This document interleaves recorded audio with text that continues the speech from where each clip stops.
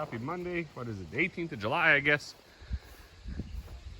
We had a really good weekend, so I just put that video out. That would be the one just before this. We did renovated Corey's, restored, renovated, whatever. Corey's greenhouse.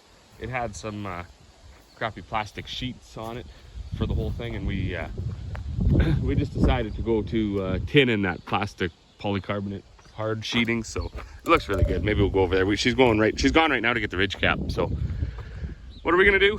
Well, we spent the whole weekend on the greenhouse and putting that tin up on the shop there.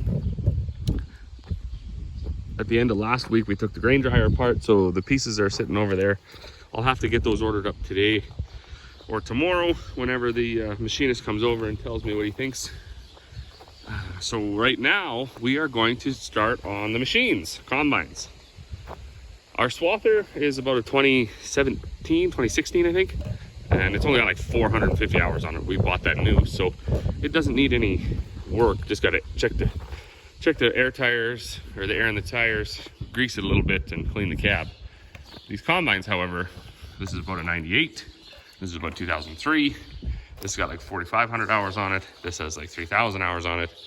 And yeah, every year they need to be inspected. You know, we got stuff like this. Take this over. Obviously, we got a leaking seal. We'll get that. That's usually just an O-ring in there. We'll replace that. And go through them. We got to clean the cabs, change the oil, check the bearings. We got to, Monkey's going to the shop. We got to obviously grease the chains. Just the general servicing of all the equipment. This clean grain elevator chain, they usually have to be tightened or changed. I gotta look back. I think Buddy and I did this one 2 years ago, last year maybe. So that's the other thing about these YouTube videos. They're like a journal of the farm. So if you're like, oh, I wonder when I did that last, you can go back and look at a video. So we'll get this tandem out of the way.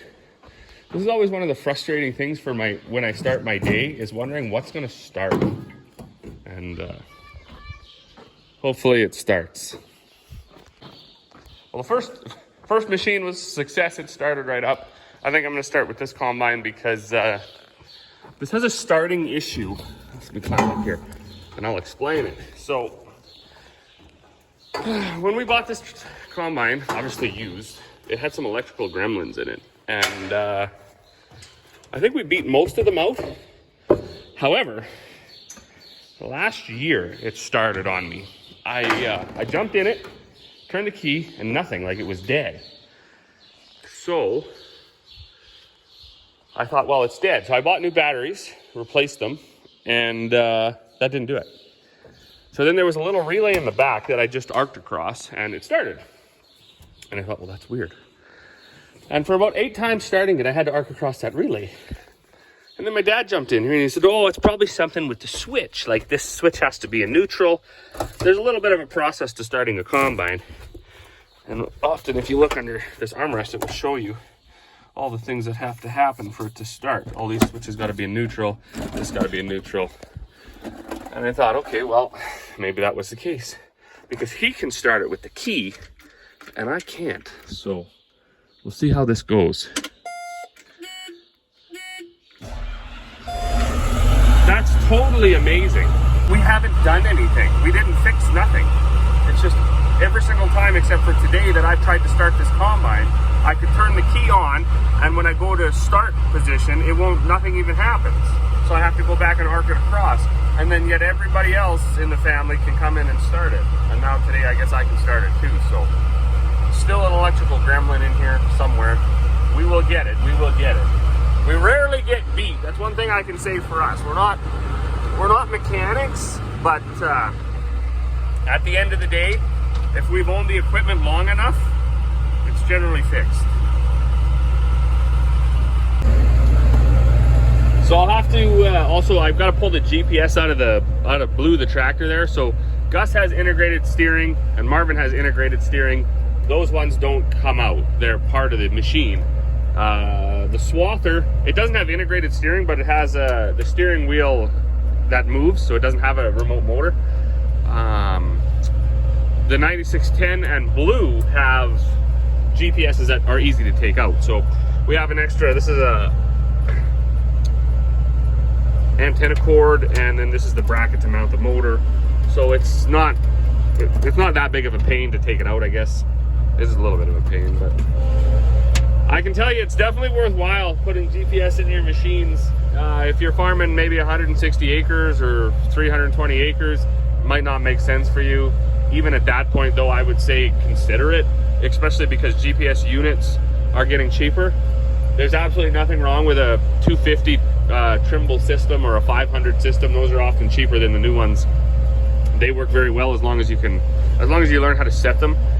This one thing that we didn't much like about the dealer that we had that supplied them is they didn't know nothing about them either. They were pretty new in this area in 2006 when we got our first one, and they had no idea how to set it. So we ended up, yeah, we just kind of ended up with a disaster, really. But after a few years, we figured that out too, and now they drive really straight, drive really nice, very reliable.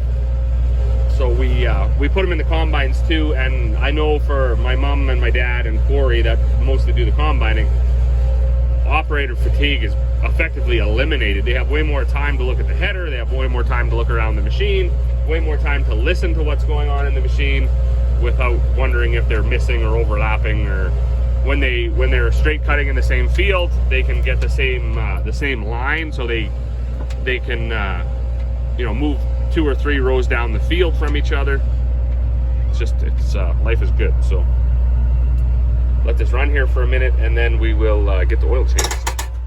Well, oil change is underway here, and that is one thing John Deere definitely did that was a good idea, was run a line from the pan, so you don't have to make a mess over everything. The most important thing about oil changes, take the key with you. Make sure there's not a spare key. Someone can start this thing. That has claimed more engines than people want to admit to. Yes? As it trickles away here, I got a question to ask everybody. Engine air filters, blow them out or throw them out? So these have both a primary and a secondary filter, and the way we operate, for the most part, we do change them every once in a while.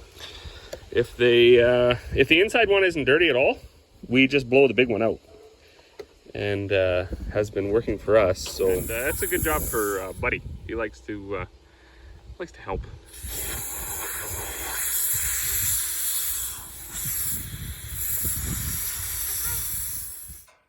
Well, good evening now. Holy smokes, we're like 3 days later. I think this video started off on about the 18th. It's now the 21st. We've still had some busy days, so we had to bag up a whole bunch, like 4 or 5 pallets of 50-pound bags. So that's about 200 bags, something like that. That went very well. We've also been into the servicing, so combines, oils are changed and stuff. And getting tired. I just ran into town, excuse me. Picked up our grain truck. We had ran that in the other day, got new tires on it. It's a win. And now I'm up here, so it's about 6:30, but I was up here today trying to get a load of grain out. So grain prices have just been plummeting. I'm not even really sure why.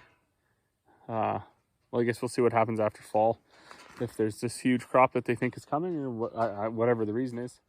But I'm up here with the buggy now and the weed whacker. I'm going to weed eat around all these bins. You got to do that because it actually ends up being a fire hazard when the grass dries up, and it's also a weed cesspool. So when you're unloading your grain, the wind's often blowing in the fall, and it blows and it ends up in your bin yard. So if you've had weeds in any of your fields, which we always do, they all end up in and around your bins. Also, when you shovel the bins out, generally just fling it out the door. So it ends up being a pile in front of the bin, and that's not only the grain, but the weeds and everything else. We've also been piling up some clay in here. I just started doing this yesterday, and then I got busy with something else again. So I got to bring the blade up and smooth this around and then try to pack it in there. So lots of odds and ends, lots of maintenance been happening. I finally got my grain back figured out. That's working again. I loaded up Carl here earlier today, and life is good on that front. So anyways, to everybody that watches, thanks. I didn't get a whole bunch of stuff filmed, but we have been busy. We could use rain too, holy smokes. But to everybody that watches, thank you. I do appreciate it. Make sure that you're liking the videos if you've made it this far. Click the button actually, and if you haven't subscribed yet, do that, and we'll see you all on the next one.